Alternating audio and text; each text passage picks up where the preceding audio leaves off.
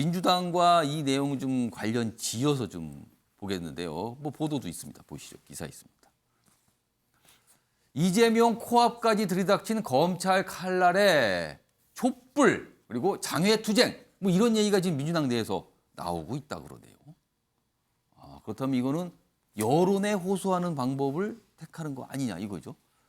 근데 이 촛불 장외투쟁 얘기는 사실은 엄격히 따지면 이태원 헬로윈 참사 관련해서 뭐 국정조사에 응하라, 관계자를 경질시켜라, 특검해야 된다 이런 주장을 요구하면서 이런 내용을 요구하면서 이게 관철 안 되면 촛불을 들 수밖에 없다, 장외투쟁할 수 없다 이런 분위기거든요. 근데 가만히 보면 앞서서 검찰의 수사 상황에 대한 강한 반발도 섞여 들어 있는 것 같다는 거죠 지금요. 자 그럼요 어제 이와 관련해서 어제 민주당 내에서 몇 가지 좀 목소리가 나왔는데요. 그 내용 확인해 보겠습니다. 세상에 어떤 참사에서 이름도 얼굴도 없는 곳에 온 국민이 분향을 하고 애도를 합니까? 당연히 유족들이 반대하지 않는 한 이름과 영정을 당연히 공개하고 진지한 애도가 있어야 됩니다. 진실은 침몰하지 않는다는 이야기를 다시 촛불을 들고 해야 되겠습니까? 1029 참사에 대해 대통령이 모든 책임을 지고 국무총리를 비롯한 행정안전부 장관, 경찰청장, 서울경찰청장을 즉각 파면하고 국정 전면 쇄신할 것을 요구합니다. 12구 참사의 최종 책임자인 윤석열 대통령이 잘못을 인정하지 않고 우리의 요구를 받아들이지 않는다면 우리는 윤석열 대통령 퇴진 운동을 시작할 것입니다. 그러니까 지금 민주당 내부에서 촛불 퇴진 운동 얘기가 나온 거예요. 근데 그 이유는 이태원 참사 관련해서 희생자들의 이름, 뭐 영정 사진 이런 거 왜 공개하랍니까? 이 얘기. 그다음에 앞서서는 관련자들 즉각 파면하세요. 왜 안 합니까? 이런 요구를 하면서 퇴진 얘기, 촛불 얘기를 했거든요. 그런데 가만히 듣고 보면 최근에 이 검찰 수사 상황 이거하고는 관련이 없는 건가? 이거죠 지금 저런 반발이. 자, 신정현 전 부의장. 네. 이태원 참사 얘기를 하면서 저런 얘기를 했습니다만 언론들 해석은 이거 지금 검찰 이재명 대표를 겨냥한 이 수사에 대한 강한 불만이 녹아 들어가 있는 거 아닌가? 그래서 저렇게 강하게 반발하는 거 아닌가? 퇴진 얘기까지 꺼냈거든요. 이거 어떻게 좀 해석해야 됩니까? 분위기가 어떻습니까? 네, 또 당내 분위기는 아까 말씀하셨던 내용들 그대로입니다. 그러니까 지나친 이제 검찰 수사로 인해서 마치 당 전체가 마치 이제 범죄 집단처럼 비화되는 어떤 언론의 어떤 뭐 여러 가지 언론 보도도 마찬가지고요. 검찰이 기획하고 윤 정부가 뭔가 기획한 듯한 어떤 이런 탄압의 문제들을 이제 당이 좀 본격적으로 이 문제를 좀 쇄신하고 이 문제를 제기하기 위한 여러 가지 목소리들이 당내에서 지금 뿜어져 나오고 있거든요. 하지만 또 그런 과정에서 우리가 지금 현재 당 전체가 자칫하면은 또 민생과 또 결여된 여러 가지 이제 대여 투쟁을 통해서 다른 또 비판을 받지 않을까라는 또 우려 섞인 이야기들도 민생을 외면하는 거 아니냐? 지금 나오고 있습니다. 그러다 보니까 현재 지금 정권 퇴진이라는 아주 강경한 목소리까지 나오면서 대여 투쟁, 대정부 투쟁으로 이제 나갈 수 있겠지만 다른 한편으로 사실 저희가 또 잊지 말아야 될 것은 국민들이 169석이라는 의석을 우리 민주당에 주었기 때문에 우리가 현재 지금의 투쟁의 강도를 높여가는 이 과정 속에서도 민생의 어떤 우리가 챙겨야 될 부분들과 또 169석이라는 이 의석을 통해서 충분히 우리가 대여 투쟁을 할 수 있다라는 이런 문제들을 우리가 좀 국민들에게 신뢰를 줘야만 하지 않을까라는 생각을 하게 되는 것이죠. 그렇지 않는다면은 이거 우리가 지금 국회에 169석이라는 엄청난 의석을 주면서까지도 충분히 지지를 해줬음에도 지금 이 국회가 할 수 있는 것이 투쟁이라는 방식밖에 없는가라는 또 국민의 어떤 역풍을 우리가 받을 수 있기 때문에 이러한 부분들에 대해서는 우리가 조금은 좀 신중할 필요가 있다라는 의견들도 당내에서 나오고 있습니다. 그럼 제가 다시 한번 질문을 드리면요. 촛불과 정권 퇴진 얘기까지 나왔어요. 사실 굉장히 뭐랄까요? 굉장히 심각한 어떤 요구를 하고 있는 거거든요. 그 부분이면. 그렇다면 굉장한 대립이 있을 수밖에 없는데 그런 주장을 하는 배경이 지금 영상에서 확인드렸지만 이태원 참사 관련된 이유라고 설명을 하면서 그 요구를 하고 있거든요. 근데 그 이태원 참사 요구 뒤에는 검찰의 민주당 뭐 이재명 대표와 이재명 측근을 겨냥한 수사에 대한 반발이라는 얘기가 생략돼 있는 거 아니냐는 거죠. 충분히 그렇게 추측은 할 수 예. 있습니다. 예. 근데 이제 이 민주당 안에서 이루어지는 여러 가지 목소리가 단순히 또 이재명 지키기다. 그것 예. 때문에 이것을 국면 전환용으로 한다라고만 볼 수는 없습니다. 분명한 것은 민주당에 대한 어떤 야당 탄압이라는 어떤 메시지들도 충분히 우리가 예. 공감할 수 있는 부분이기 때문에 그렇게만 수렴할 수는 없을 것 같고요. 다만 앞서 말했던 것처럼 지나치게 방탄 정치를 한다라는 예. 국민의 비판을 받지 않기 위해서라도 이런 것들을 좀 투트랙으로 가야 된다라는 어떤 당내의 목소리는 분명히 존재한다라는 겁니다. 이 내용과 관련된 기사가 오늘 또 하나 준비되어 있습니다. 소개해드리죠.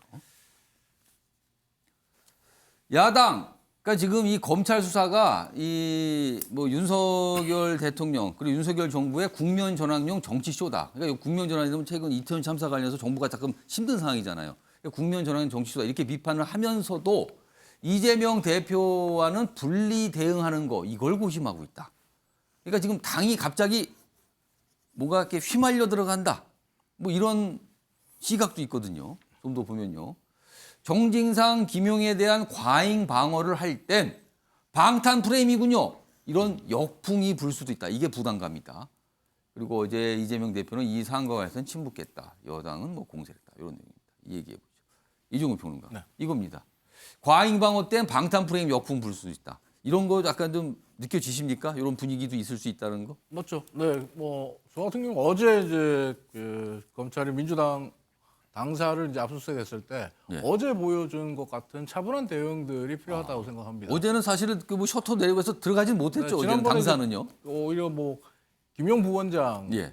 뭐 사건 때문에 이제 민주당사를 압수수색할 때는 민주당의 모든 의원들이 총동원돼서 나왔잖아요. 예. 막아서는 그림이 나왔잖아요. 예. 근데 지금 어제 장면 같은 경우는 상당히 저는 이렇게 차분하게 대응할 필요가 상대적으로 있다. 뭐 충돌이나 이런 건 없었어요. 네, 충돌도 예. 없었고 대치 상황도 없었고 또 이제 서로 말로써 잘 예. 뭐 협조할 거 협조하면서 검찰도 원하던 그 자료들을 다 가져갔었고요. 또 심지어 국회 본관까지 가서 예. 압수수색을 실시하도록 예. 했었고 이런 대응들이 좀 필요하다라고 보고 지금 이제 그 민주당과 대통령실 뭐 그리고 여당 같은 경우에 좀 상호 불신이 좀 큰 것 같아요. 무슨 말이냐 하면 지금 민주당 같은 경우에서는 이 문제를 이태원 참사에 대한 국면 전환용으로 보는 게 아니냐, 예. 이용하려고 하는 거 아니냐, 예. 검찰 수사를 이렇게 생각을 하잖아요.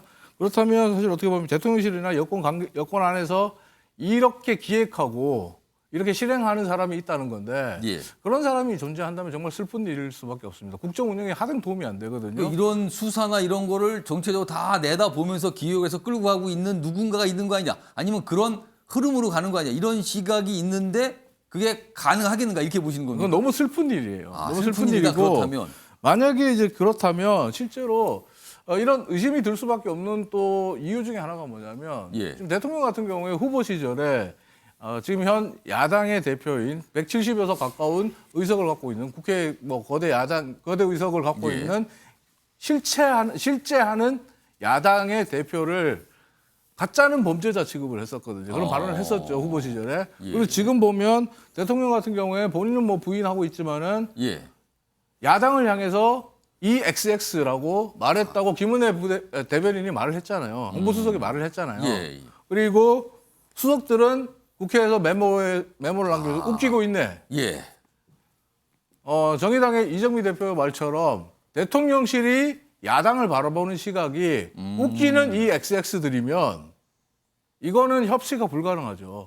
협치가 아니라 복종의 대상이 돼버리니까. 예. 그러니까 협치와 복종을 혼돈해버리면 예. 강대강 대치가 벌어질 수밖에 없고 이 강대강 대치는 국정 운영과 국민 예. 민생에 정말 불행한 일이 될 수밖에 없다. 이 점을 좀 그 여야 예. 그리고 대통령실도 예. 명심해줬으면 좋겠습니다. 근데 이 사항에 지금 사실은 이 수사 사항에 민주당이 총력으로 지금 방어하는 모습이잖아요.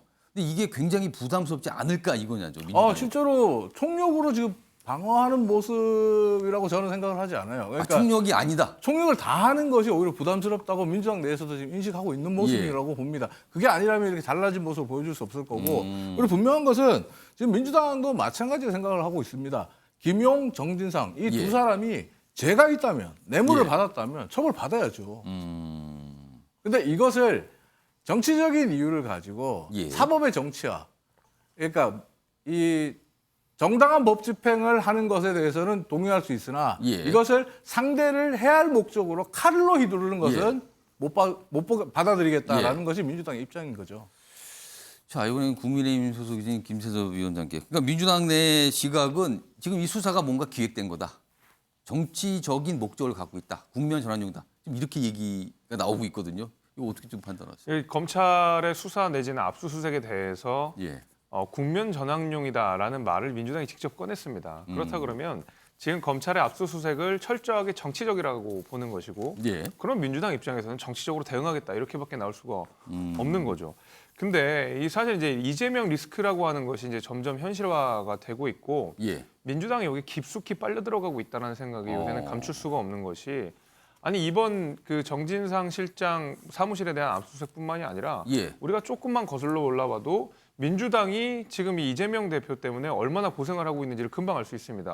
예를 들면 이재명 대표가 당대표 후보 시절에 예. 당시 우리 당원 당규 개정 얘기가 굉장히 많지 않았습니까? 예. 기소를 당해도 당무를 유지할 수 있도록 당원 당규를 당대표가 되기도 전에 막 이런 움직임들이 있어서 굉장한 논란이 좀 있었어요. 굉장히 많은 예. 비판들이 있지 않았습니까? 심지어 당내에서도 비판이 있었거든요. 그게 약간 박영준 결국엔 의원 같은 경우는. 절충안처럼 약간 타협이 된 셈인데. 그때부터 이미 민주당은 생채기가 나기 시작한 겁니다. 아. 그다음에 이재명 대표가 당대표가 되자마자 공직선거법상 허위사실 공표와 관련돼서 검찰의 소환에 이재명 대표가 여기 응해야 되는지 예. 말아야 되는지 민주당 의원 전체를 모아놓고 의원총회를 통해서 우리는 그 소환 통보에 응하지 않겠다라는 결정을 예. 했거든요. 아니 야당의 의총이라고 하는 것이 당대표의 소환 여부를 결정하는 데는 아니지 않습니까? 저는 그런 의미에서 벌써 그 의총이라고 하는 것의 어떤 기능이나 예. 역할이나 상징성을 굉장히 많이 격화시켰다 이렇게 생각이 되고 또 바로 이 최근에는 김용 부원장에 대한 압수수색이 있었습니다. 예. 민주당사 안에 있는 예. 민주연구원에 가서 검찰이 압수수색을 했는데 그 당시가 어떤 상황이냐.